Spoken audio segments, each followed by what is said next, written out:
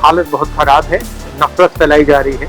जो आने वाला है वो आपने अपनी पूरी जिंदगी में नहीं देखा। देश को हमें एक साथ लाना है। कांग्रेस नेता और सांसद राहुल गांधी ने राष्ट्रीय जनता दल के नेता शरद यादव से मुलाकात की। दिल्ली स्थित शरद यादव के निवास पर पहुंचकर राहुल गांधी ने मुलाकात की और उनके स्वस्थ हो जाने पर खुशी जाहिर की।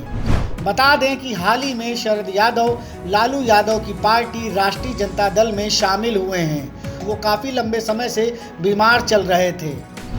तो वहीं राहुल गांधी ने मीडिया के सवालों का जवाब देते हुए कहा कि बीते 2-3 सालों से सच छिपाया जा रहा है, लेकिन धीरे धीरे सच सामने आएगा। ऐसा ही श्रीलंका में हुआ, वहां सच सामने आया, भारत में भी सच सामने आएगा। राहुल गांधी ने कहा कि मैं शरद यादव के इस बयान से सहमत हूं कि देश में बुरे हाल है, नफरत फैलाई जा रही है और देश को बांटा जा रहा है।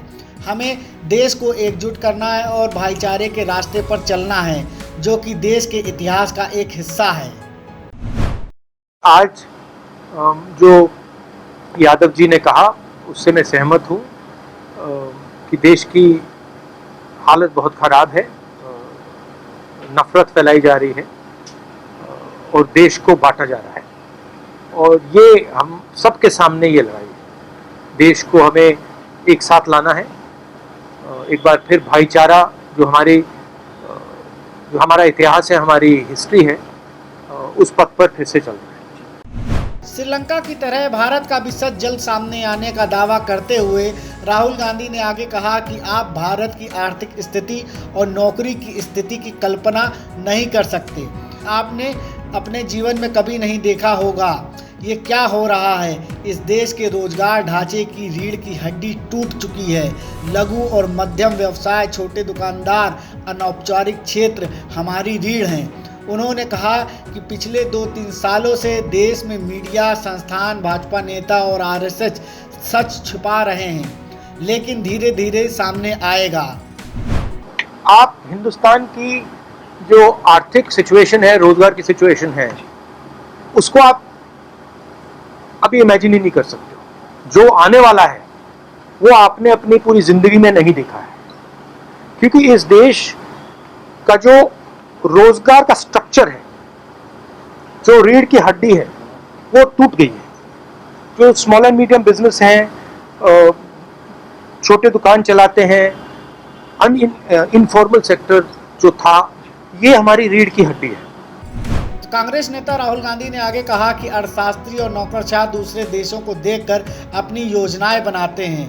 पीएम कहते हैं कि हम उनके जैसे बनना है।